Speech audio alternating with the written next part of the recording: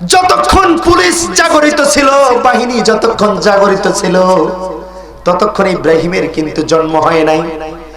Police যখন ঘুমালো, সেনাবাহিনী যখন ঘুমালো, প্রশাসন যখন ঘুমালো, তখনই কিন্তু নমরুদের বিদায়ের ঘন্টা বেজে উঠলো। ঠিক কিনা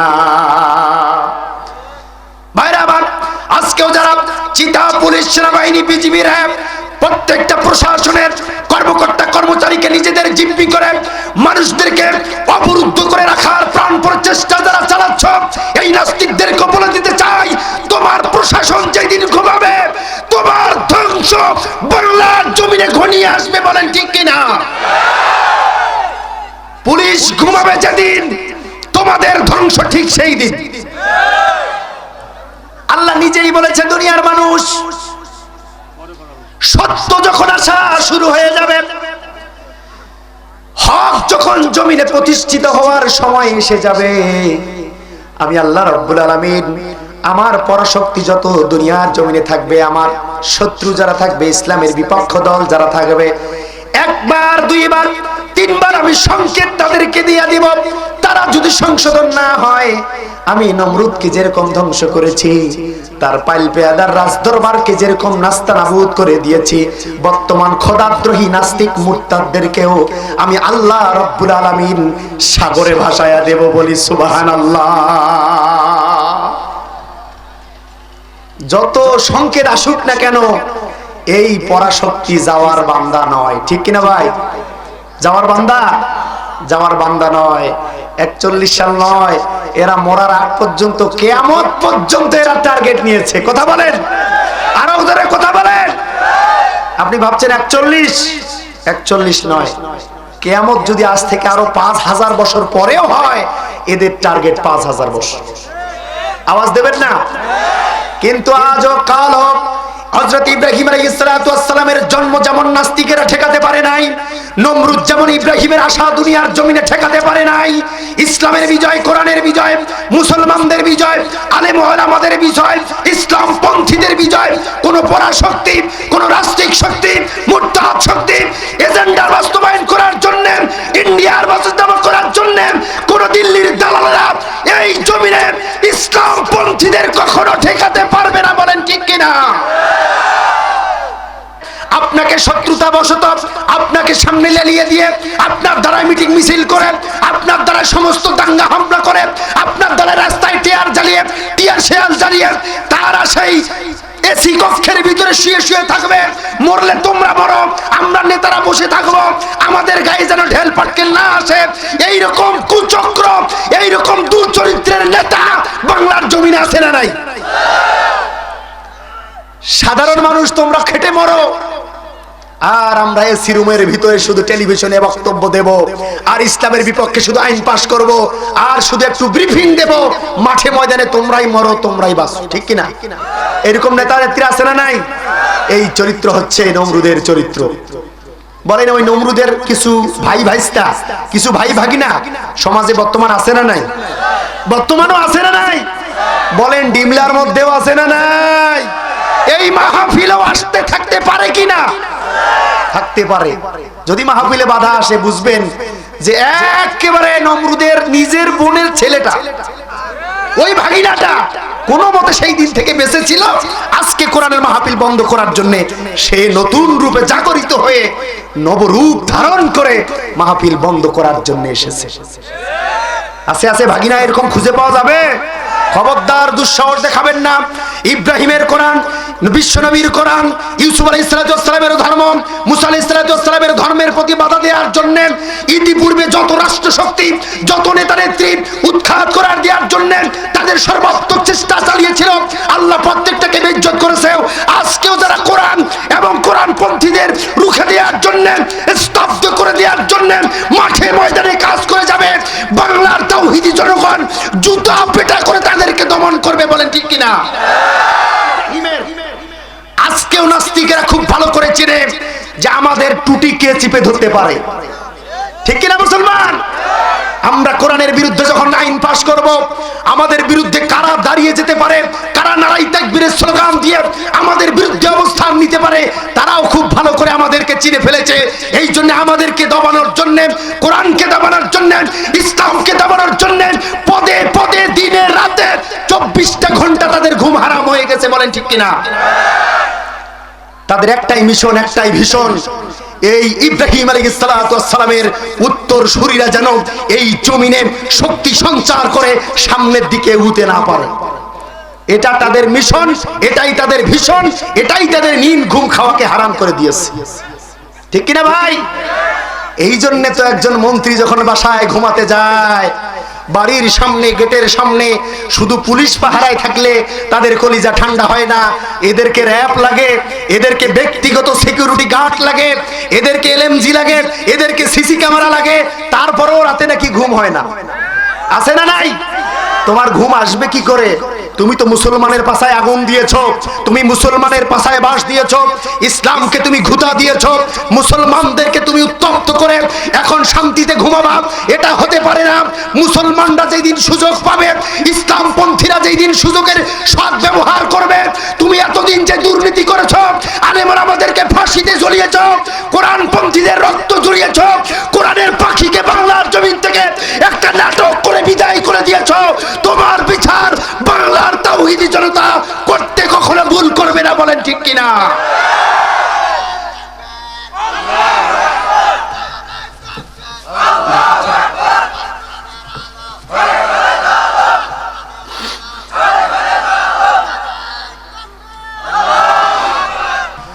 হযরত ইব্রাহিম আলাইহিস সালাতু ওয়াস সালামের একটাই অপরাধ ছিল, তাকে মারার এবং তার আল্লাহকে মারার একটাই টার্গেট ছিল, যাতে নমরুদের গদি হারিয়ে না যায়। ঠিক কিনা? নমরুদের চেয়ারটা যেন হারিয়ে না যায়। এই জন্য নমরুদ খুব টেনশনে ছিল, আল্লাহকে মারার চেষ্টা করলো, ব্যর্থ হয়ে গেল। নমরুদ ইব্রাহিমকে মারার চেষ্টা করলো, ব্যর্থ হয়ে গেল। ইব্রাহিম আলাইহিস সালাতু ওয়াস সালামের উত্তরসূরিদেরকে মারার চেষ্টা করলো, ব্যর্থ হয়ে গেল। এরাও দেখলো এদের নিবন্ধন বাতিল করে ঠেকানো গেল না, কয়েকজনকে ফাঁসি দিয়ে এদেরকে দাবানো গেল না, এদের উপরে মামলা চাপায় দেয়া হলো, এদেরকে স্তব্ধ করে দেয়া গেল না, এদেরকে শেষ পর্যন্ত নেতাটাকে নাটক করে অসুস্থতার নামে মেডিকেলে ভর্তি করে সুকৌশলে ইনজেকশন পুশ করে বাংলার জমিন থেকে কোরআনের পাখিকে বিদায় করে দিয়েও এদেরকে দাবানো গেল না। এরা খুব আতঙ্কে আছে। বলেন ঠিক কিনা? এরা খুব আতঙ্কে আছে। আপনি আমি যত না আতঙ্কে, তার থেকে তারা বেশি আতঙ্কে। কারণ এরা যদি নিজেদের স্ফুলিঙ্গের ইমানি দীপ্ততায় একবার জেগে উঠে তাদের নাস্তানাবুদ করে ছাড়বে, তাদের গদি হারিয়ে যাবে, তাদের বাপদাদা যেমন ধ্বংস হয়ে গেছে, এরাও বাংলার জমিন থেকে ধ্বংস হয়ে যাবে।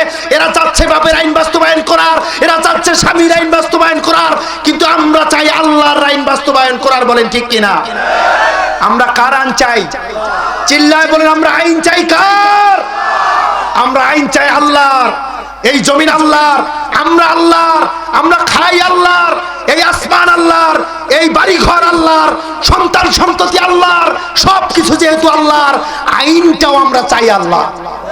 কোন নাস্তিকের আইন আমরা চাই না, কোন খোদাদ্রোহীর আইন চাই না, লেনিনের আইন চাই না, কার্ল মার্ক্সের আইন চাই না, মাও সেতুংয়ের আইন চাই না, হিটলারের আইন চাই না, নূর সেতুংয়ের আইন চাই না, দিল্লির আইন চাই না, নরেন্দ্র মোদীর আইন চাই না। আমরা চাই একমাত্র আল্লাহর আইন। ঠিক কিনা মুসলমান? আল্লাহ রাব্বুল আলামিন, আল্লাহর আইন এই জমিনে বাস্তবায়ন হোক এবং সেই আইনের পক্ষে আমাদের আজীবন থাকার, রায় দেয়ার, সমর্থন দেয়ার, সময় দেয়ার, অর্থ দেয়ার আল্লাহ সুযোগ দান করুন, বলে আমিন। দুঃখের দিনেও মোরা খুঁজি গো তোমায়, সুখের দিনেও মনে পড়ে গো তোমায়। দুঃখের দিনেও মোরা খুঁজি গো তোমায়, সুখের দিনেও মনে পড়ে গো তোমায়। তুমি যে মোদের প্রিয় নবী, তোমায় কাছে পেতে পাগল সবাই। দুঃখের দিনেও মোরা খুঁজি গো তোমায়, সুখের দিনেও মনে পড়ে গো তোমায়। আর কত রক্ত চাও পরোয়ার, দেখব কবে ওই নীল আকাশে উড়বে পতাকা কালিমার।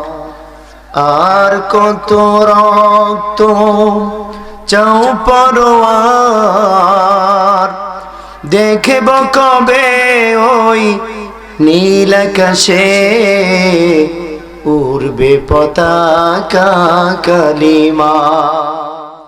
আল্লাহ রাব্বুল আলামিন কোরআনুল কারীমে ইরশাদ করছেন, ওয়া ইযিবতালা ইব্রাহিমা রাব্বুহু বিকালিমাত। আমি আল্লাহ তোমাদের পিতা হযরত ইব্রাহিম আলাইহিস সালাতু ওয়াস সালামের কাছ থেকে অনেক পরীক্ষা নিয়েছি। ফাআতাম্মাহুন্না, আর প্রত্যেকটা পরীক্ষায় হযরত ইব্রাহিম আলাইহিস সালাতু ওয়াস সালাম সফলতার সাথে উত্তীর্ণ হয়েছে, বলি সুবহানাল্লাহ। ক্বালা ইন্নী জাইলুকা লিন-নাসি ইমামা। ইব্রাহিম আলাইহিস সালাতু ওয়াস সালাম যখন পরীক্ষায় উত্তীর্ণ হলেন, আল্লাহ বললেন, হে ইব্রাহিম, এখন আমি আপনাকে পুরস্কারে পুরস্কৃত করব। আমি এখন তোমাকে মেডেল প্রদান করব, তোমাকে সম্মান প্রদান করব। আল্লাহ কি সম্মান দিচ্ছেন? ক্বালা ইন্নী জাইলুকা লিন-নাসি ইমামা। তুমি পরীক্ষায় পাস হওয়ার পরে আমি তোমাকে জাতির নেতা বানায়া দিলাম। আরো জোরে বলেন সুবহানাল্লাহ। সম্মানিত ভাইরা আমার, আল্লাহ রাব্বুল আলামিন হযরত ইব্রাহিম আলাইহিস সালাতু ওয়াস সালামের জীবদ্দশায় সবচেয়ে বেশি পরীক্ষা নিয়েছেন। কেউ কেউ বলেছেন 24,000 পরীক্ষা নিয়েছে। এর মধ্যে সবচেয়ে বড় পরীক্ষা হচ্ছে অগ্নি পরীক্ষা। কি পরীক্ষা? অগ্নিকুণ্ডে নিক্ষেপ করা পরীক্ষা। এইটা ছিল জীবনের সবচেয়ে বড় পরীক্ষা হযরত ইব্রাহিমের। আর হযরত ইব্রাহিম আলাইহিস সালাতু ওয়াস সালাম ছোট থেকে ছোট ক্রমান্বয়ে বড় হতে হতে হতে সবচেয়ে বড় পরীক্ষা অগ্নিকুণ্ডের পরীক্ষায় যখন সফলতা লাভ করলেন, আল্লাহ রাব্বুল আলামিন সারা বিশ্বের জন্য তাকে নেতা বানায়া দিলেন। রব্বুল আলামিন কোরআনুল কারীমে বলেন, ক্বালা ইন্নী জাইলুকা লিন-নাসি ইমামা। আল্লাহু আকবার। আল্লাহ সুবহানাহু ওয়া তাআলা বলেন, ও ইব্রাহিম, কয়লার মতো জ্বলতে জ্বলতে খাঁটি সোনায় তুমি রূপান্তরিত হয়েছো। ছোট থেকে নিয়ে বড় পর্যন্ত যত পরীক্ষা আমি তোমাকে দিয়েছি রে ইব্রাহিম, প্রত্যেকটা পরীক্ষায় তুমি তোমার জীবনে 100 পেয়ে গোল্ড মেডেল অর্জন করেছো, সফলতার স্বর্ণ শিখরে পদার্পণ করেছো রে ইব্রাহিম। শুধু তাই নয়, তুমি মুসলিম জাহানের পিতা হওয়ার যোগ্যতা অর্জন করেছো। আমি আল্লাহ রাব্বুল আলামিন মিল্লাত আবিকুম ইব্রাহিম হুয়া সাম্মাকুমুল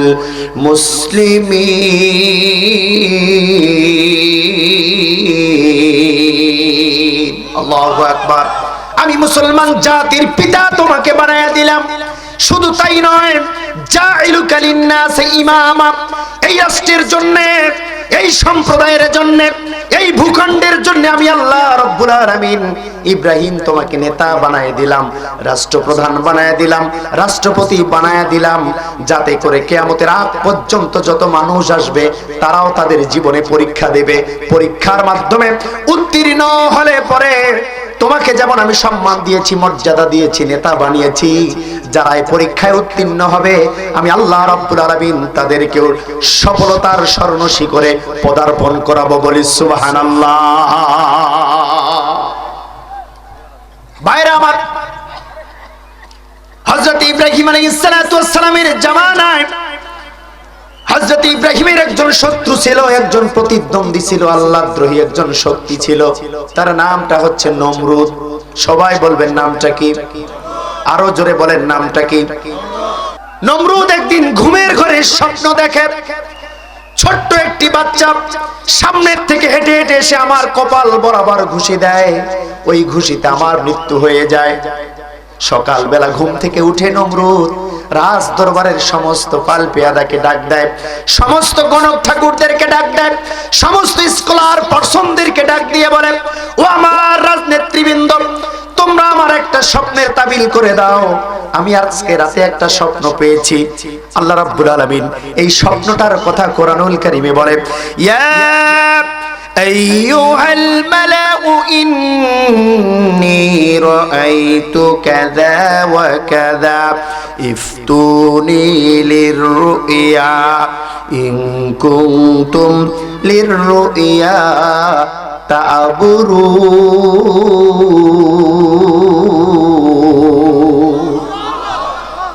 নমরুদ বলে, ও আমার রাজদরবারের নেতা কর্মীরা, আমি আজকের রাতে একটা স্বপ্ন পেয়েছি।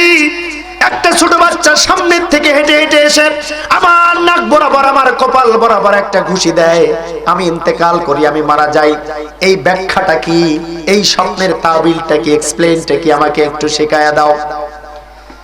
রাজদরবারের গণক ঠাকুরেরা, বড় বড় শিক্ষিত পার্সনেরা বলল, মহারাজ, আমরা নির্বাচন করে দেখলাম, আমরা জাস্টিফাই করে দেখলাম, আমরা রিসার্চ করে দেখলাম, ফলাফল বের হয়েছে, একটা শিশুর জন্ম হবে। ওই শিশুটার নাম হবে ইব্রাহিম, আর ওই ইব্রাহিমের হাতেই আল্লাহ আপনার মৃত্যু দেবে। সুবহানাল্লাহ বলেন, আরো জোরে বলেন সুবহানাল্লাহ। নমরুদের মটকা গরম। কি? একটা সন্তানের জন্ম হবে, তার নাম হবে ইব্রাহিম, আর তার হাতে আমার মৃত্যু হবে। ইম্পসিবল, কোয়াট ইম্পসিবল, এটা হতে পারে না। এই বাচ্চা, এই ইব্রাহিম যেন দুনিয়ায় আসতে না পারে, তার যত পদক্ষেপ, তার যত স্টেপ এখন আমাকে নিতে হবে। বলি নাউজুবিল্লাহ। সম্মানিত রামডাঙ্গাবাসী, প্রাণ প্রিয় ডিমলাবাসী, একটু কান খুলে সামনের দিকে শোনেন। নমরুদ সমস্ত পুরুষদেরকে বন্দী করে জেলখানার ভিতরে রাখলো, আর মাদেরকে, মেয়েদেরকে, নারীদেরকে নিজ বাসায় রাখলো, যাতে নতুন করে কোন স্বামী আর স্ত্রী মিলিত হতে না পারে, নতুন করে কোন সন্তানের জন্ম হতে না পারে। এমনি করে 1 মাস, 2 মাস, 3 মাস অতিবাহিত হয়ে যাওয়ার পরে হযরত ইব্রাহিম আলাইহিস সালাতু ওয়াস সালামের পিতা আযর চিন্তা করলো, হায় রে, 3 মাস থেকে নমরুদের রাজ দরবারে আমি ডিউটি করছি, বাড়ি যেতে পারি না। পুলিশ পাহারা রয়েছে, রাবচিটা পাহারা রয়েছে, সেনাবাহিনী পাহারা রয়েছে, গার্ড পাহারা রয়েছে, চৌকিদার দাফাদার পাহারা রয়েছে। আমাদেরকে তো বাড়ি যেতে দেয় না, কি ব্যবস্থা গ্রহণ করা যায়? বাড়ি তো যাওয়াই লাগবে। ভাইরা আমার, এইদিকে ইব্রাহিম আলাইহিস সালাতু ওয়াস সালামের মা আল্লাহর দিকে হাত তুলে বলে, আল্লাহ, যে কোনো ভাবে আমার স্বামীটাকে একটা দিনের জন্য আমার ঘরের মধ্যে আল্লাহ তুমি পাঠায়া দাও। প্রার্থনা মঞ্জুর হয়ে গেল। আল্লাহ রাব্বুল আলামিন এবার একটা দৃশ্য দেখাচ্ছে। মনোযোগ আছে ভাইরা? আল্লাহ রাব্বুল আলামিন রাতের বেলা মৃদু একটা বাতাস ছেড়ে দিলেন পশ্চিম দিগন্ত থেকে। পশ্চিম দিগন্ত থেকে একটা মৃদু হাওয়া রাতের বেলা প্রত্যেকটা গোয়েন্দা বিভাগের সদস্যদের, প্রত্যেকটা পুলিশের চোখের ভিতরে ওই হাওয়াটা রব্বুল আলামিন লাগায়া দিলেন। এই হাওয়া লাগানোর সাথে সাথে রাজ দরবারের যত কয়েদি, রাজ দরবারের যত সৈন্য সামন্ত, যত গার্ড রয়েছে, যত বাহিনী রয়েছে, সমস্ত বাহিনীর সদস্যরা ঘুমায়ে পড়লো। আল্লাহ রাব্বুল আলামিন একটা খেলা খেলবেন। হযরত ইব্রাহিমের পিতা আযর, ওই পুলিশরা যখন ঘুমায়ে যায়, তাদেরকে ডেঙ্গে ডেঙ্গে ডেঙ্গে 1 পা 2 পা করে নিজের গৃহে চলে এসে নিজের স্ত্রীর সাথে মিলিত হয়ে যায়। চিল্লায় বলেন সুবহানাল্লাহ। হযরত ইব্রাহিমের জন্ম হয়ে গেল। সম্মানিত ভাইরা আমার, এবার একটু দিলের কান লাগায় শুনবেন। যতক্ষণ পুলিশ জাগরিত ছিল, বাহিনী যতক্ষণ জাগরিত ছিল, ততক্ষণ ইব্রাহিমের কিন্তু জন্ম হয় নাই। পুলিশ যখন ঘুমালো, সেনাবাহিনী যখন ঘুমালো, প্রশাসন যখন ঘুমালো, তখনই কিন্তু নমরুদের বিদায়ের ঘন্টা বেজে উঠলো। ঠিক কিনা ভাইরা আমার?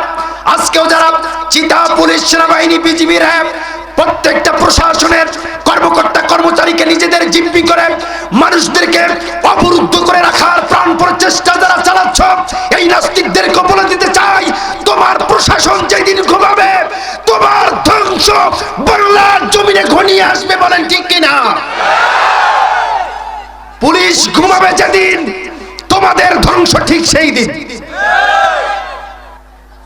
আমার মুসলমান ভাইরা, আল্লাহ রাব্বুল আলামিনের জলিল কদর পয়গম্বর হযরত ইব্রাহিম আলাইহিস সালাতু ওয়াস সালামের জন্ম কিন্তু হয়ে গেল। মায়ের গর্ভে একদিন, 2 দিন, 3 দিন করে পেট বড় হতে শুরু করে দিল। আল্লাহ রাব্বুল আলামিন হযরত ইব্রাহিম আলাইহিস সালাতু ওয়াস সালামের জন্ম দুনিয়ার জমিনে করালেন। একটু একটু করে বড় হচ্ছে।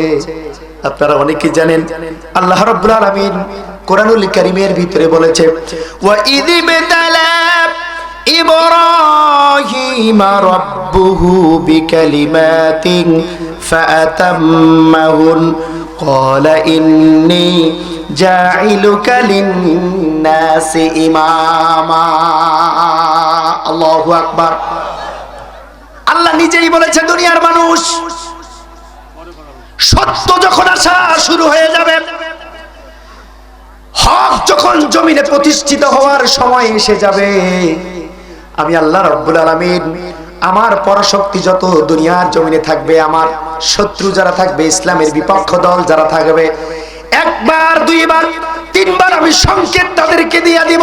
তারা যদি সংশোধন না হয়, আমি নমরুদকে যেরকম ধ্বংস করেছি, তার পাইল পেয়াদার রাজদরবারকে যেরকম নাস্তানাবুদ করে দিয়েছি, বর্তমান খোদাদ্রোহী নাস্তিক মুরতাদদেরকেও আমি আল্লাহ রাব্বুল আলামিন সাগরে ভাসায়া দেব। বলি সুবহানাল্লাহ। যত সংকেত আসুক না কেন, এই পরাশক্তি যাওয়ার বান্দা নয়। ঠিক কিনা ভাই? যাওয়ার বান্দা নয়। 41 সাল নয়, এরা মরার আগ পর্যন্ত, কিয়ামত পর্যন্ত এরা টার্গেট নিয়েছে। কথা বলেন, আরো ধরে কথা বলেন। আপনি ভাবছেন 41 নয়, কিয়ামত যদি আজ থেকে আরো 5000 বছর পরেও হয়, এদের টার্গেট 5000 বছর। আওয়াজ দেবেন না?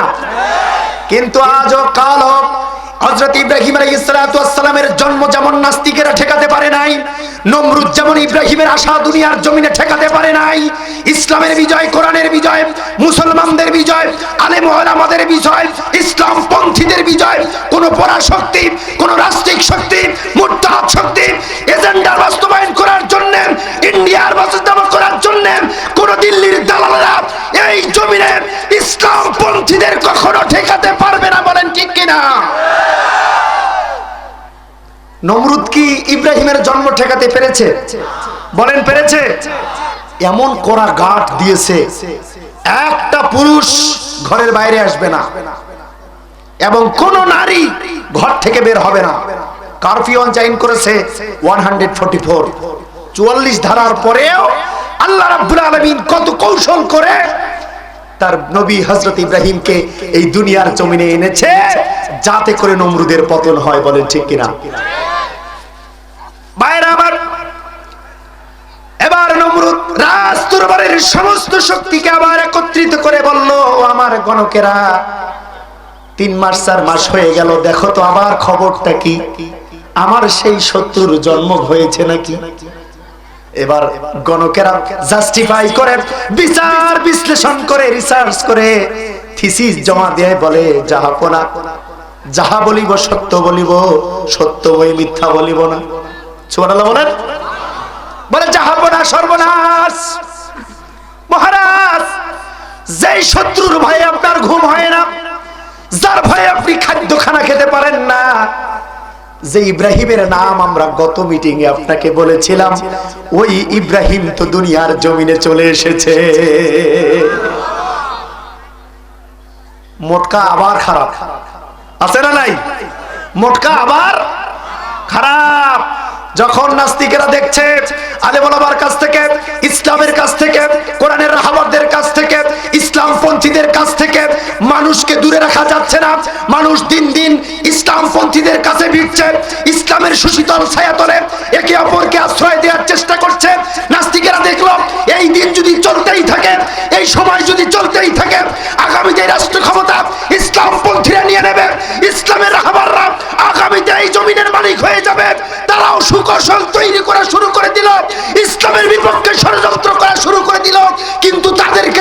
দিতে চাই, ইব্রাহিমের জন্ম যেমন আটকানো যায় নাই, মুসলমানদের গতিকে আটকানো যাবে না, যাবে না, যাবে না। ভাইরা আমার, আল্লাহ রাব্বুল আলামিন মহাগ্রন্থ কোরআনুল কারীমে অনেক জায়গায় আমাদেরকে ইশারা দিয়েছে। আল্লাহ রাব্বুল আলামিন কোরআনুল কারীমে বলেন, ওয়ালিল্লাহি গালিবুন আলা আমরিহি। দুনিয়ার মানুষ চিন্তা করো না, ভয় করো না, নিরাশায় ভোগো না, দুরাশায় ভোগো না, আমাশায় ভোগো না। আমি আল্লাহ রাব্বুল আলামিন আসমানে একটা সিদ্ধান্ত নিয়ে রেখেছি, এই দুনিয়ার জমিনে আমি আল্লাহর সিদ্ধান্তটাই বাস্তবায়ন আমি আল্লাহ করব। বলি সুবহানাল্লাহ। বর্তমান পরাশক্তিরা, ইসলাম বিদ্বেষীরা, কোরআনের শত্রুরা, বিসমিল্লাহর শত্রুরা, আলেম ওলামার শত্রুরা বর্তমান সময়ে ইব্রাহিমের উত্তরসূরিরা যেন সামনে মাথা চাড়া দিতে না পারে, মাথা উঁচু করে সমাজের মধ্যে যেন দাঁড় হতে না পারে, সমাজের মধ্যে যাতে তাদের অবস্থান তৈরি করতে না পারে, এই জন্য ইব্রাহিমকে দাবানোর জন্য নমরুদ যেমন চেষ্টা করতেছিল, বর্তমানে ওই ইহুদিদের দালালেরা, ওই ইসরায়েলের দালালেরা, আর মোদির দালালেরা, ওই আমেরিকার দালালেরা আজকে ওই একই পন্থায় সামনের দিকে আগাচ্ছে, যাতে ইসলাম সামনে রাষ্ট্র ক্ষমতায় যেতে না পারে। কথা ঠিক কিনা ভাই? একটু আওয়াজ দিয়ে বলবেন কথা ঠিক কিনা? হযরত ইব্রাহিম আলাইহিস সালাতু ওয়াস সালাম যখন বড় হয়ে গেল, রাষ্ট্র শক্তি নমরুদকে রেজাল্ট দিয়ে দিল, জাহাপনা আপনাকে আর বোধহয় বাঁচা গেল না। যার ভয় আপনি করেছিলেন, যাকে দুনিয়ার জমিনের জন্ম ঠেকানোর জন্য আপনি সমস্ত প্রক্রিয়া গ্রহণ করেছিলেন, যার টিকিট আপনি ক্যান্সেল করতে চেয়েছিলেন, যার নিবন্ধন আপনি বাতিল করতে চেয়েছিলেন, জাহাপনা যাকে আপনি দেশে ঢুকতে দেন নাই, বাইরের দেশে ইসলাম প্রচার করেছিল, জাহাপনা গো, এই ইব্রাহিমকে আপনি কতই না চেষ্টা করলেন দাবানোর জন্য, সর্বশেষ চেষ্টা আপনার ব্যর্থ হয়ে গেল। জাহাপনা ইব্রাহিম বড় হয়ে গেছে, ইব্রাহিম শক্তি সঞ্চয় করে ফেলেছে। ও জাহাপনা আজকের রিপোর্টে বলে, আজকের খবরে বলে, আর কিছুদিনের মধ্যেই ওই ইব্রাহিমের হাতে আপনার মৃত্যু হয়ে যাবে। বলেন মটকা কি ঠিক আছে? চিল্লায় বলতে হবে, মটকা কি ঠিক আছে? তেলে বেগুনে জ্বলে আগুন কি? এই মোল্লা মারবে আমাকে, এই মোল্লার হাতে আমার জীবন যাবে, এই মোল্লাকে দুনিয়ার জমিন থেকে নিশ্চিহ্ন করার জন্য যা যা করার এখন আমি করব। ওই নেতা নেত্রীদেরকে সাক্ষী রেখে ওই হাজারান মজলিসে নমরুদ সেদিন প্রতিজ্ঞা গ্রহণ করেছিল, এই মোল্লাদেরকে না মারা পর্যন্ত, এই মোল্লাদেরকে দেশ থেকে বের না করে দেওয়া পর্যন্ত, এদেরকে ফাঁসির কাস্টে না ঝোলা পর্যন্ত আমি আমার স্ত্রীকে স্পর্শ করব না, আমি তেল ব্যবহার করব না, আমি খাদ্যখানা ব্যবহার করব না। প্রতিজ্ঞা গ্রহণ করে ইমাম মারা, আলেম মারা, ইসলামকে নিশ্চিহ্ন করার পায়ে তারা সেই দিন নমরুদ করেছিল। আপনাদের কাছে প্রশ্ন ভাইরা আমার, জানতে চাই নমরুদ কি কার তার চেষ্টায় সফল হয়েছে? চিল্লা বলতে হবে, সে কি সফল হয়েছে? আজকেও যারা ইসলাম বিদ্বেষী শক্তি দুনিয়ার জমিনে আনাচে কানাচে ইসলামকে বাস দেওয়ার চেষ্টা করছো, কোরআনের আইনকে বাংলার জমিন থেকে নিশ্চিহ্ন করে দেওয়ার পায়ে তারা চালাচ্ছ, তোমাদেরকে বলে দিতে চাই, তোমাদের একটা সিদ্ধান্ত, তোমাদের একটা চক্রান্ত একটা মুসলমান দুনিয়ার জমিনে বেঁচে থাকাকালীন সফল হবে না, হবে না, হবে না। কারণ আমরা আমাদের জাতির পিতা ইব্রাহিমের ইতিহাস জানি। একটার পর একটা পরীক্ষা তার জীবন থেকে নেওয়া হয়েছিল, প্রত্যেকটাই পরীক্ষা আল্লাহ থেকেও সফলতা দান করেছেন।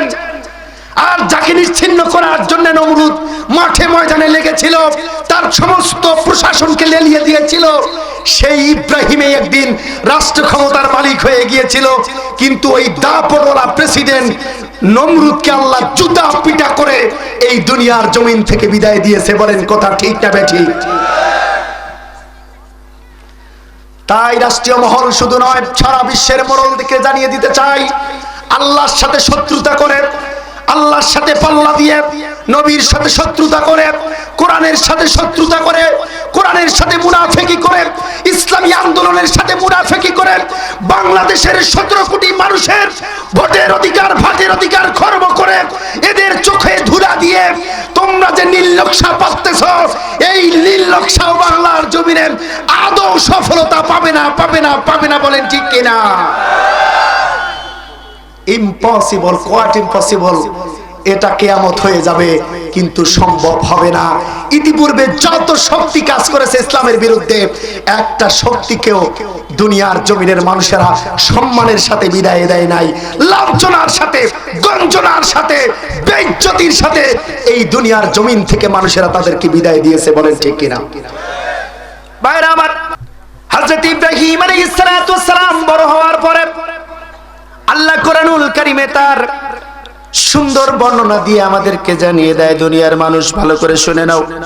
সুম্মাস্তাকামু তাতানাজ্জালু আলাইহিমুল মালাইকাতু আল্লা তাখাফু ওয়ালা তাহজান। আল্লাহু আকবার। ও ইব্রাহিম, তুমি দুনিয়ার জমিনে আমি আল্লাহ রাব্বুল আলামিনের প্রতিনিধিত্বের দায়িত্ব পালন করছো, তুমি আমার খলিফার দায়িত্ব পালন করছো। ইব্রাহিম, নাস্তিকদের সাথে মোকাবেলায় যখন তুমি যাবা, নিজেকে অসহায় ভেবো না, নিজেকে হেজিটেশনের মধ্যে ফেলো না, নিজেকে কনফিউজিং এর মধ্যে ফেলো না। ইব্রাহিম, তুমি মনে করবা তোমার সাথে তুমি একা নাও। আমি আল্লাহ রাব্বুল আলামিন তাতানাজ্জালু আলাইহিমুল মালাইকা, আসমান থেকে ফেরেশতা পাঠায়া তোমার দলবলকে আমি ভারী করায়া দেব। বলি সুবহানাল্লাহ। আজকে আপনারা ভাবছেন মোল্লারা একা, ইসলামপন্থীরা একা, ইসলামের বিপক্ষ শক্তিরা দলবল ভারী করে আজকে রাষ্ট্রটাকে গ্রেফতার করে নিয়ে আছে। কিন্তু আল্লাহর কসম করে বলি, ইসলামপন্থীদের সাথে আল্লাহ থাকে, কোরআনের সাথে আল্লাহ থাকে, আল্লাহর নূরের ফেরেশতা থাকে। এরা কখনো একা নয়। আজও কারো যখন সময় আসবে, ফেরেশতাদেরকে সাথে নিয়ে ওই নাস্তিকদের বিজয়ের ঘন্টা বাংলার জমিনে বেজে যাবে। বলেন ঠিক কিনা? বেঁচে যাবে। ওয়াদাল্লাহি হক। আল্লাহ রাব্বুল আলামিন বলেছে, আমি আল্লাহ যেটা ওয়াদা করি, এই ওয়াদা আমি বাস্তবায়ন, এই ওয়াদার প্রতিফলন না ঘটা পর্যন্ত আমি আল্লাহ হাল ছেড়ে দেই না। সুবহানাল্লাহ বলেন, চিল্লা বলেন সুবহানাল্লাহ।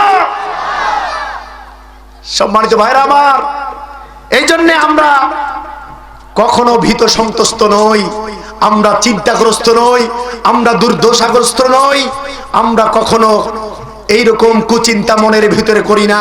যাদের ঈমান তরুতাজা, যাদের ঈমান পাকাপোক্ত, তাদের হৃদয়ের ভিতরে একটা স্বপ্ন, একটা আশা সব সময় বিদ্যমান।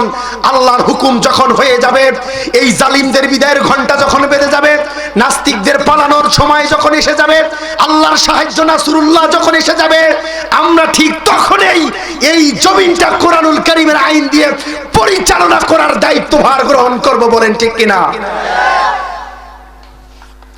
সেই সময়টা সামনে আসতেছে, আপনারা সেই সময়ের অপেক্ষা করুন। আর ফাসবরুন জামিল, ধৈর্যের সাথে মোকাবেলা করুন। নিজেদের ঈমান আমলকে, নিজেদের সম্পদকে, সময়কে, শ্রমকে ইসলামের পথে, কোরআনের পথে ইব্রাহিম আলাইহিস সালাতু ওয়াস সালাম যেমন লাগিয়েছিল, আপনারাও যদি লাগাতে পারেন আর ধৈর্য ধারণ করতে পারেন, আল্লাহ বলেছেন নাসরুল্লাহি করিব, আমি আল্লাহ যেটা বিজয় দেব, ওই বিজয়টা অতি সন্নিহিত। বলে সুবহানাল্লাহ। খুব তাড়াতাড়ি আমি আল্লাহ তোমাদেরকে বিজয় দিতে যাচ্ছি। সুবহানাল্লাহ বলবেন না? ভাইরা আমার, ইব্রাহিম আলাইহিস সালাতু ওয়াস সালাম যখন বড় হয়ে গেল, ইব্রাহিমকে পরিবারের লোকেরা বাড়িতে রেখে মেলায় চলে গেছে। ইব্রাহিম, তুমি বাড়িতে থাকো, আমাদের মূর্তিগুলা পাহারা দাও, আমাদের পূজা মণ্ডপটা একটু দেখে রেখো। আমরা ওই উকাস মেলা থেকে, ওই যাত্রা থেকে আমরা পূজা পাঠ সব শেষ করে আমরা চলে আসব। ততক্ষণ পর্যন্ত তুমি আমাদের মূর্তি মণ্ডপ গুলা পাহারা দিবা। ইব্রাহিম বলছে, এই তো চান্স। ইব্রাহিম কি বলছে? এই তো সুযোগ, এই সুযোগটাকে কাজে লাগাতে হবে। আমার মুসলমান ভাইয়েরা, হযরত ইব্রাহিমকে পূজা মণ্ডপের দায়িত্ব দিয়ে, পূজার ঘরটা পাহারা দিয়ে, দেবী মূর্তিগুলাকে, তাদের মূর্তিগুলাকে পাহারায় রেখে তার পরিবারের সদস্যরা সবাই মেলায় চলে গেছে দূরে। এই সুযোগে ইব্রাহিম সুযোগের সদ্ব্যবহার করেছে। খোদা নামের যত বাটপার ছিল, যত মূর্তি ছিল, সবার হাত পা মাথা গুড়া ভেঙে দিয়ে কুড়ালটা ওই একদম কি 10টা হাত, যার কি নাম 10 হাত কার? দেবী দুর্গা এর কাঁধের উপরে কুড়ালটা রেখেছে। ইতিহাস আপনারা সবাই জানেন। আমি শুধু সেখান থেকে একটা শিক্ষা বের করার চেষ্টা করবো ইনশাআল্লাহ। ভাইরা আমার, সবচেয়ে বড় মূর্তিটার কাঁধের উপরে কুড়ালটা রেখে হযরত ইব্রাহিম বারান্দায় এক কন্যারে বসে মাথা নিচু করে ধৈর্যের সাথে ভদ্রতা অবলম্বন করে বসে আছে। পরিবারের সদস্যরা, রাজার নেতারা, রাজ দরবারের সদস্যরা যখন বাড়িতে ফিরে আসলো, বাবা আজর যখন ফিরে আসলো, এসে দেখে মূর্তির মাথা নাই, হাত নাই, মাজা নাই, লেঙ্গুট নাই, লেজ নাই, কিচ্ছু নাই। এ কাজ করলো কে? এ কাজ করলো কে? ইব্রাহিমের জিজ্ঞাসা করে, ইব্রাহিম তোমাকে তো পাহারায় রেখে আমরা গিয়েছিলাম, তুমি কি দেখেছো কে এই কাজ করেছে? হযরত ইব্রাহিম কৌশল অবলম্বন করে, হিকমা অবলম্বন করে, চতুরতার সাথে, ভাইরা খেয়াল করেন, প্রশ্নের জবাব কিভাবে দিতে হয় একটু শুনে নেন। আপনি উত্তরটা জানেন, ঠাস করে উত্তরটা বলে দিবেন, এটা হবে না। উত্তরটা দেওয়ার সময় আপনাকে আপাতমস্তক চিন্তা করতে হবে, আমি যে অ্যানসারটা দেব এই অ্যানসারটা শুধু রাইট হবে না, এটার পিছনে যেন যুক্তি থাকে। আমার শিক্ষিত বাবাজি যারা, তারা অত্যন্ত বুঝতে পারছে, হয়তো আমরা কেউ বুঝতে না পারি। ভাইরা আমার, আমি যে উত্তরটা দেব, আমি যে অ্যানসারটা দেব, এই অ্যানসারটার পিছনে আমার যুক্তি থাকতে হবে, আমার ফিলোসফি থাকতে হবে, যাতে করে মানুষেরা যখন প্রশ্ন করবে এই অ্যানসারটা আপনি কি জন্য গ্রহণ করলেন, আমি যেন সূত্র মিলাই দিতে পারি, এই জন্য এই অ্যানসারটা আমি গ্রহণ করেছি। ইব্রাহিমকে যখন বলা হলো কে মূর্তি ভেঙেছে তুমি দেখেছো নাকি, ইব্রাহিম সেই দিন উত্তর দিয়েছিল বজ্রকণ্ঠে, দীপ্ত কণ্ঠে, সুললিত কণ্ঠে, হিকমার সাথে, জ্ঞানের সাথে, বিচক্ষণতার সাথে সেই দিন উত্তর দিয়েছিল, তোমাদের মূর্তিগুলাকেই জিজ্ঞেস করো। দেখেছেন? বলতে পারতো আমি দেখি নাই, পারতো না?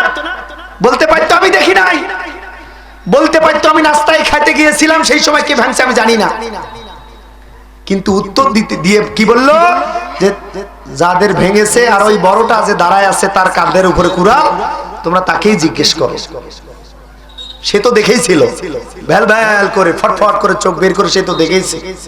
তো আমাকে জিজ্ঞেস না করে যে ঘরে ছিল, সজ্ঞানে, স্বইচ্ছায়, সশরীরে যে উপস্থিত ছিল, তোমরা তাকেই জিজ্ঞেস করো, অ্যানসারটা সেই দেবে। আল্লাহু আকবার বলেন, চিল্লায় বলেন আল্লাহু আকবার। ভাইরা আমার, এই উত্তরটা শুনে নমরুদের রাজদরবারের নেতা নেতৃত্ব বুঝে ফেলেছে এই কাজটা কার হতে পারে। আমরা আমাদের মূর্তিকে জিজ্ঞেস করব, মানে মূর্তি তো কথা বলতে পারে না। বলছে ইব্রাহিম মূর্তি তো কথা বলে না। তো বলছে যে কথাই বলতে পারে না, কিসে সে আবার লিডার হয়, সে আবার কি করে নেতা হয়? বলে ইব্রাহিম বেশি বাড়াবাড়ি করো না, কথা কিন্তু একটু বাড়াবাড়ি হয়ে যাচ্ছে। সত্যি করে বলো কে ভেঙেছে? আমাদের মূর্তি তো কথা বলতে পারে না, রানী তো কথা বলতে পারে না। এবার ইব্রাহিম তাদের যুক্তিকে খণ্ডন করছেন। ইব্রাহিম বলছে, ও সমাজের মানুষেরা, ও আমার নেতা নেত্রীরা, ভালো করে শুনে নাও, যারা কথা বলতে পারে না, যারা তাদের পাশে একজন ভাইকে মারা হচ্ছে বাঁচাতে পারে না, যার হাতকে ভেঙে দেয়া হচ্ছে, প্রোডাকশন দিতে পারে না, রিয়াকশন করতে পারে না, বাঁচাতে পারে না, যার চোখের সামনে আরেকজনের ধুতি খুলে নেওয়া হচ্ছে, সে বাধা দিতে পারে না, এই রকম নেতা নেত্রীদের পিছনে তোমরা কি করে ছোট, কি করে তোমরা তাদের পিছনে ছোট, এটা তো আমি ইব্রাহিমের মাথায় বুঝে আসে না। আল্লাহু আকবার বলে। চোখের সামনে ধুতি খোলা হলো, চোখের সামনে ল্যাংটা করে মারা হলো, চোখের সামনে হাত পা ভেঙে দেয়া হলো, আর ওরা শুধু চায় চায় দেখলো। এটা কেমন নেতা? আছে না নাই সমাজে? আছে মানে 100% আছে। আপনাকে শত্রুতা বশত আপনাকে সামনে লেলিয়ে দিয়ে আপনার দ্বারা মিটিং মিছিল করে, আপনার দ্বারা সমস্ত দাঙ্গা হামলা করে, আপনার দ্বারা রাস্তায় টিয়ার জ্বালিয়ে, টিয়ার শেয়াল জ্বালিয়ে তারা সেই এসি কক্ষের ভিতরে শুয়ে শুয়ে থাকবে। মরলে তোমরা মরো, আমরা নেতারা বসে থাকবো, আমাদের গায়ে যেন ঢেল পাটকেল না আসে। এইরকম কুচক্র, এইরকম দুর্চরিত্রের নেতা বাংলার জমিনে আছে না নাই? সাধারণ মানুষ তোমরা খেটে মরো, আর আমরা এসি রুমের ভিতরে শুধু টেলিভিশনে বক্তব্য দেব, আর ইসলামের বিপক্ষে শুধু আইন পাশ করব, আর শুধু একটু ব্রিফিং দেব। মাঠে ময়দানে তোমরাই মরো, তোমরাই বাঁচো, ঠিক কিনা? এরকম নেতা নেত্রী আছে না নাই? এই চরিত্র হচ্ছে নমরুদের চরিত্র। বলেন ওই নমরুদের কিছু ভাই ভাইস্তা, কিছু ভাই ভাগিনা সমাজে বর্তমান আছে না নাই? বর্তমানও আছে না নাই? বলেন ডিমলার মধ্যেও আছে না নাই? এই মাহফিলেও আসতে থাকতে পারে কিনা? থাকতে পারে। যদি মাহফিলে বাধা আসে বুঝবেন যে একেবারে নমরুদের নিজের বোনের ছেলেটা, ওই ভাগিনাটা কোন মতে সেই দিন থেকে বেঁচে ছিল, আজকে কোরআনের মাহফিল বন্ধ করার জন্য সে নতুন রূপে জাগরিত হয়ে নবরূপ ধারণ করে মাহফিল বন্ধ করার জন্য এসেছে। আছে আছে ভাগিনা এরকম খুঁজে পাওয়া যাবে? খবরদার দুঃসাহস দেখাবেন না। ইব্রাহিমের কোরআন, বিশ্বনবীর কোরআন, ইউসুফ আলাইহিস সালামের ধর্ম, মুসা আলাইহিস সালামের ধর্মের প্রতি বাধা দেওয়ার জন্য ইতিপূর্বে যত রাষ্ট্র শক্তি, যত নেতা নেত্রী উৎখাত করার দেওয়ার জন্য তাদের সর্বাত্মক চেষ্টা চালিয়েছিল, আল্লাহ প্রত্যেকটাকে বেইজ্জত করেছে। আজকেও যারা কোরআন এবং কোরআনপন্থীদের রুখে দেওয়ার জন্য, স্তব্ধ করে দেওয়ার জন্য মাঠে ময়দানে কাজ করে যাবে, বাংলার তাওহীদি জনগণ জুতা পেটা করে তাদেরকে দমন করবে। বলেন ঠিক কিনা? রেডি আছেন তো? জুতাগুলো খুঁজে দেখেন আছে কিনা, কারণ সময় সময় কাজে লাগতে পারে। আছে জুতা? আছে, সময় মতো কাজে লাগাবেন। ভাইরা আমার, আলোচনার সামনের দিকে আগায় নিতে চাইবেন। আল্লাহর পয়গম্বর হযরত ইব্রাহিম আলাইহিস সালাতু ওয়াস সালাম এইরকম উত্তর যখন উল্টা পাল্টা দেয়া শুরু করে দিল, সবাই ভেবে নিল হায়রে এই কাজটা আর কারো নয়, এই কাজটা মূর্তি ভাঙার কাজটা, এই শিরকিয়াতির বিরুদ্ধে এই মূর্তি ভাঙার কাজটা বর্তমান সমাজে একজন ব্যক্তি করতে পারে, সেই ব্যক্তিটাই হচ্ছে ইব্রাহিম। বলেন সুবহানাল্লাহ। সবাই, সব নাস্তিকেরা ভোট করলো, ভোট করে একটা সিদ্ধান্ত নিল এই মূর্তি ভাঙার কাজ কেউ করতে পারে না, একজন লোকের কাজ, সেই লোকটা হচ্ছে ইব্রাহিম। নাম কি? বলেন সেই লোকের নামটা কি?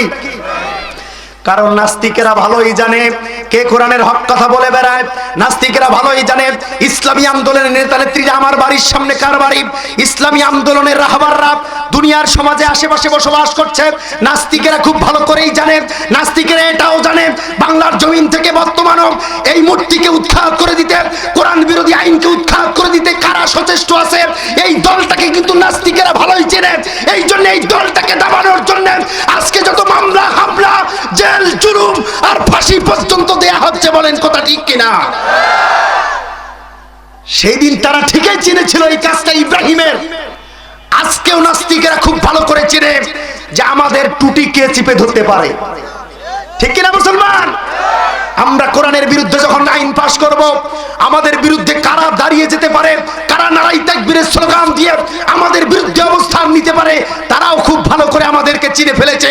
এই জন্য আমাদেরকে দবানোর জন্য, কোরআনকে দবানোর জন্য, ইসলামকে দবানোর জন্য পদে পদে দিনে রাতে 24টা ঘন্টা তাদের ঘুম হারাম হয়ে গেছে। বলেন ঠিক কিনা? তাদের একটাই মিশন, একটাই ভীষণ, এই ইব্রাহিম আলাইহিস সালামের উত্তর সূরিরা যেন এই জমিনে শক্তি সঞ্চার করে সামনের দিকে উঠতে না পারে। এটা তাদের মিশন, এটাই তাদের ভীষণ, এটাই তাদের নিন ঘুম খাওয়াকে হারাম করে দিয়েছে। ঠিক কিনা ভাই? এই জন্য তো একজন মন্ত্রী যখন বাসায় ঘুমাতে যায়, বাড়ির সামনে গেটের সামনে শুধু পুলিশ পাহারায় থাকলে তাদের কলিজা ঠান্ডা হয় না। এদেরকে র‍্যাব লাগে, এদেরকে ব্যক্তিগত সিকিউরিটি গার্ড লাগে, এদেরকে এলএমজি লাগে, এদেরকে সিসি ক্যামেরা লাগে, তারপরেও রাতে নাকি ঘুম হয় না। আছে না নাই? তোমার ঘুম আসবে কি করে? তুমি তো মুসলমানের পাছায় আগুন দিয়েছো, তুমি মুসলমানের পাছায় বাঁশ দিয়েছো, ইসলামকে তুমি ঘুতা দিয়েছো, মুসলমানদেরকে তুমি উত্তপ্ত করে এখন শান্তিতে ঘুমাবা, এটা হতে পারে না। মুসলমানরা যেই দিন সুযোগ পাবে, ইসলামপন্থীরা যেই দিন সুযোগের সৎ ব্যবহার করবে, তুমি এতদিন যে দুর্নীতি করেছো, আলেমরা আমাদেরকে ফাঁসিতে ঝুলিয়েছো, কোরআনপন্থীদের রক্ত ঝুলিয়েছো, কোরআনের পাখিকে বাংলার জমিন থেকে একটা নাটক করে বিদায় করে দিয়েছো, তোমার বিচার বাংলার তাওহীদি জনতা করতে কখনো ভুল করবে না, বলেন ঠিক কিনা?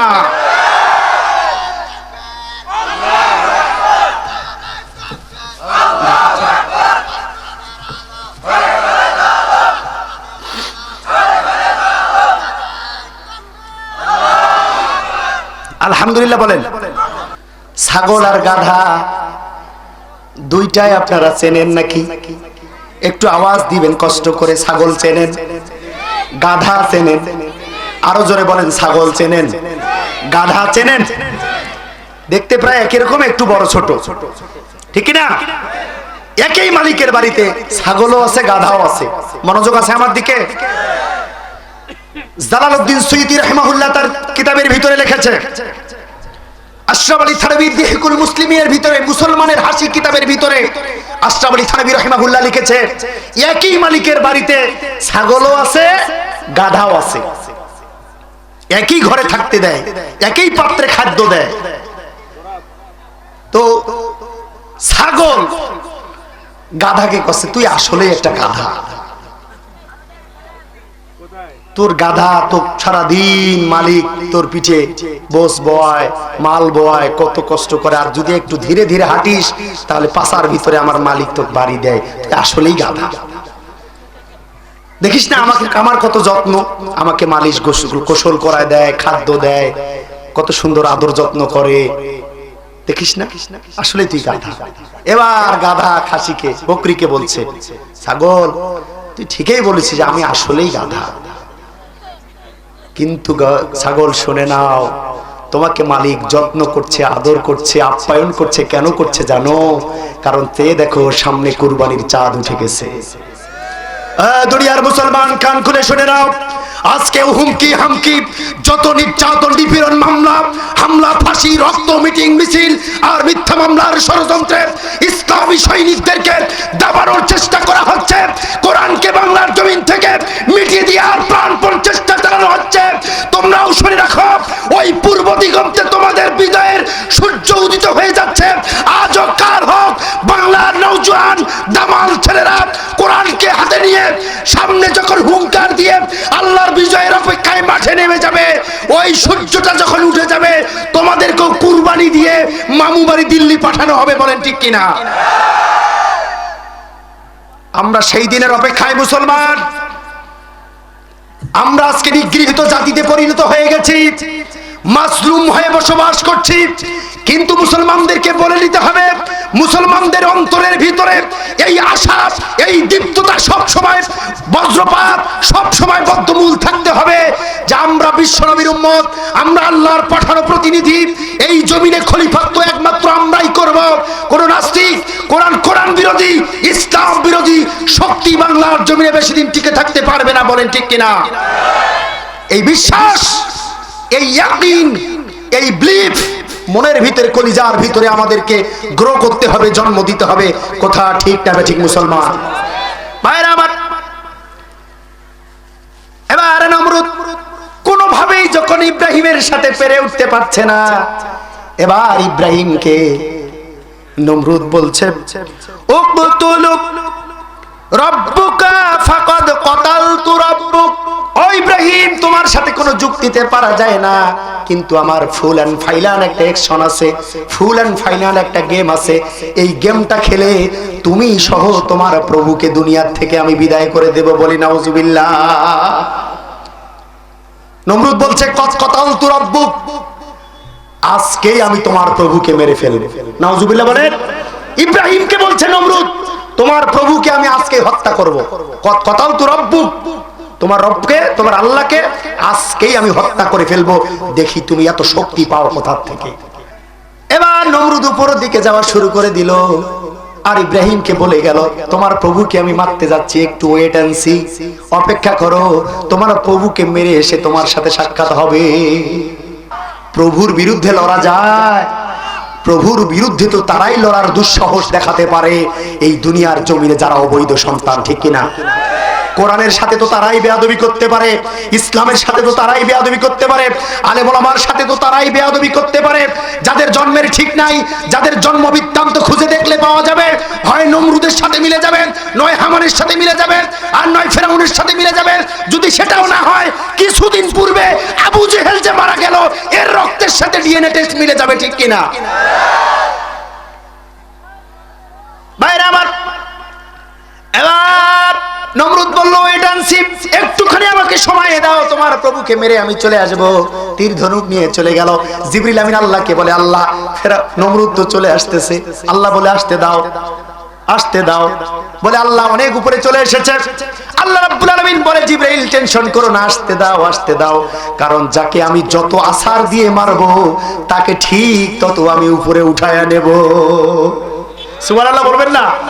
মানে যার আসারটা যত বেশি হবে তাকে তো বেশি উপরে উঠতে হবে, নাকি? এই জন্য আল্লাহ বলছে, জিবরিল আসতে দাও, আরেকটু উপরে আসুক, আরেকটু উপরে আসুক, যাতে এমন আসারটা মারতে পারি তার নারী ভুঁড়ি, তার নারী নক্ষত্র, তার বাপদাদার নিশানা এই দুনিয়ার জমিন থেকে যেন উঠে যায়, ঠিক কিনা? এই আসারটা মারার অপেক্ষায় আল্লাহ বলছে, জিবরিল বাধা দিও না, উঠতে দাও, উঠতে দাও। কিছু দূর যায় নমরুদ ফাঁকা জায়গায় শূন্য স্থানে একটা তীর নিক্ষেপ করে দিল। জিবরিল বলে, আল্লাহ কি করব? বলছে, কোন কাফেরকেও আমি নিরাশা করব না, কোন বেদিনকেও আমি নিরাশা করব না। ওই তীরের মাথায় একটুখানি রক্ত মাখায়, রক্ত মাখায় দেয়া হলো। তীরটা নেমে আসলো, নিচে নেমে আসলো। নমরুদ এবার ইব্রাহিমের সামনে এভিডেন্স সহ প্রমাণ সহ এবার ইব্রাহিমের সামনে বলছে, ইওর গড হ্যাজ ডেড, আমি তোমার গডকে মেরে এসেছি, প্রমাণ সহ নিয়ে এসেছি, আমার মুখের কথা তুমি বিশ্বাস করবে না। এই দেখো তীরের ভিতরে রক্ত, যদি ডিএনএ টেস্ট করতে চাও দেখো, তোমার প্রভুর সাথে মিলে যাবে। চিল্লায় বলেন নাউজুবিল্লাহ, আরো জোরে বলেন নাউজুবিল্লাহ। ইব্রাহিম আলাইহিস সালাম আল্লাহর দিকে হাত তুলে বলেন, আল্লাহ, তোমার শত্রু, আমার শত্রু, বিশ্বজাহানের শত্রু নমরুদ নাকি তোমাকে মেরে ফেলেছে রে আল্লাহ। তোমাকে তো মারা যায় না, তুমি তো সারা বিশ্বের অধিপতি, একচ্ছত্র ক্ষমতার একমাত্র মালিক তুমি রে আল্লাহ, তোমাকে মারা এত সহজ কথা নয়। আমি বুঝে ফেলেছি তুমি একটা হিকমত খেলেছো, তুমি একটা গেম খেলেছো, ও আল্লাহ আমি বুঝে ফেলেছি, কিন্তু এই কাজটা আল্লাহ তুমি কেন করলা?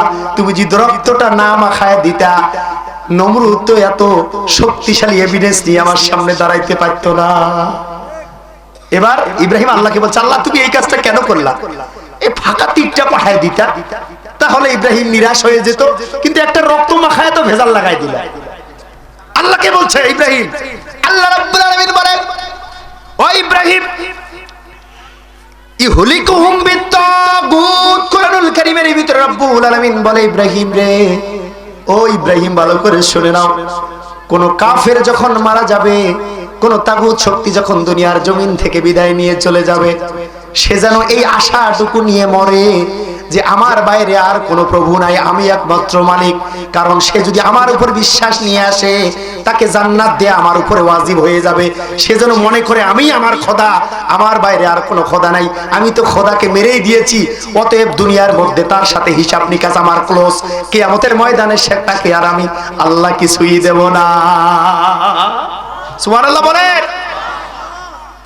ভাইরা আমার, নমরুদ সেদিন ভেবেছিল ইব্রাহিমের আল্লাহকে আমি তীর ধনুক দিয়ে মেরে দিয়েছি, রক্ত দিয়েছি, এই দেখুন এভিডেন্স মেরে দিয়েছি, এখন আমি ছাড়া দুনিয়ার জমিনে আর কোনো প্রভু নাই, আর কোনো কর্তা নাই।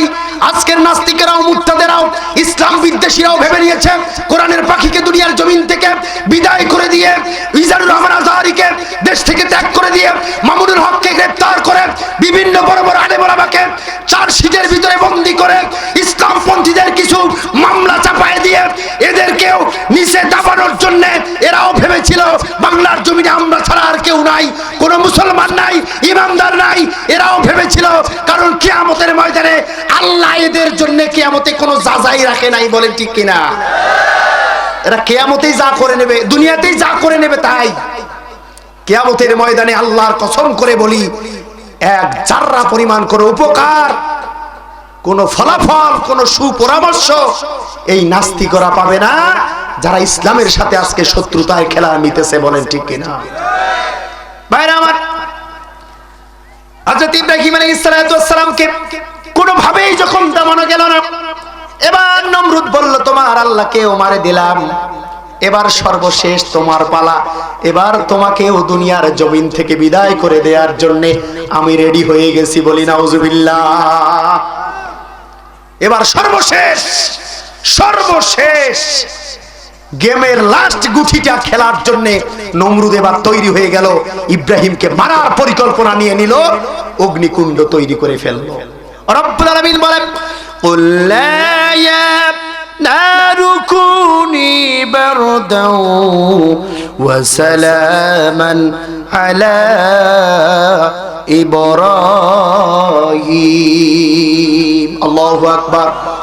নমরুদ যখন ইব্রাহিম আলাইহিস সালামকে অগ্নিকুণ্ডের মধ্যে নিক্ষেপ করার সিদ্ধান্ত গ্রহণ করলো, ফেলায় দিল, আমি আল্লাহ আগুনের উপরে নির্দেশ দিলাম, ও আগুন আমার বন্ধুকে, আমার হাবিবকে, ইসলামী পন্থীদেরকে, আমার নায়েবে রাসূলদেরকে, আলেম ওলামাদেরকে, সর্বশেষ ইব্রাহিমকে তুমি তোমার তেজ দিয়ে পুরাতে পারবা না, তোমার তেজটাকে আমি আল্লাহ নিষেধ করে দিলাম, তুমি ইব্রাহিমের জন্য শান্তিময় হয়ে যাও। ভাইরা আমার, ইসলাম পন্থীদেরকে, কোরআন পন্থীদেরকে তারা জেলের ভিতরে রেখে তারা ভেবে নিয়েছে আমরা জয়ী হয়ে গেছি, কিন্তু জেলখানাটা মুসলমানদের জন্য একটা বালাখানা, জেলখানাটা মুসলমানদের জন্য শ্বশুরবাড়ি, যাবো আর আসবো, কোনো সমস্যা নাই, মান সম্মান কমবে না, ইজ্জত কমবে না। ভাইরা আমার, ইজ্জত আল্লাহ রাব্বুল আলামিন হাজার গুণে আরো জেল খাটলে বাড়ায়া দেয়, ঠিক কিনা? মুফতি আমির হামজাকে 3টা বছর নাস্তিকদের কারাগারে বন্দী থাকতে হয়েছে। 3টা বছর পরে আমির হামজা যখন বাংলার জমিনে বীর বেশে ফিরে এসেছে, আল্লাহ রাব্বুল আলামিন তার সম্মান, তার ইজ্জত এত বেশি, এত বেড়ে দিয়েছে, এখন বড় বড় মন্ত্রী, বড় বড় মিনিস্টার, বড় বড় চেয়ারম্যান, বড় বড় এমপিরা পর্যন্ত মুফতি আমির হামজার একটা ডেটের জন্য সিরিয়ালে থাকে। দেখেছেন আল্লাহ কিভাবে সম্মান দিতে পারে? জেল খাটা কোনো অপরাধ নয়, কারণ আলেম ওলামা জেলের ভিতরে যায় চুরি করে নয়, জেনা করে নয়, লুটতরাজ করে নয়, কাউকে ধর্ষণ করে কোনো আলেম ওলামা জেলের ভিতরে যায় না। জেলের ভিতরে আলেম ওলামা যাওয়ার একটাই মাত্র কারণ, অনলি ওয়ান রিজন, সেই কারণটা হচ্ছে বাংলার জমিনে কোরআন থেকে মানুষদেরকে হকের পথে ডাকানো। এছাড়া আর কোনো অপরাধ আছে? বলেন ভাইরা, এছাড়া কোনো অপরাধ আছে? এই যে আপনাদের ইমাম সাহেব হাফেজ মাওলানা মাহবুব প্রায় 50 দিনের মতো জেল খেটে আসলো, বলেন আল্লাহ কি তার সম্মানটা কমাইছে না বাড়াইছে? তিনি একজন নবীর সুন্নাত আদায় করে ফেলেছে, বলি সুবহানাল্লাহ। ভাইরা আমার, আল্লাহ রাব্বুল আলামিন কোরআন কারীমে বলেন, ওয়া তুইজ্জু মান তাশা ওয়া তুযিল্লু মান তাশা বিয়াদিকাল খায়র ইন্নাকা আলা কুল্লি শাইইন কাদির।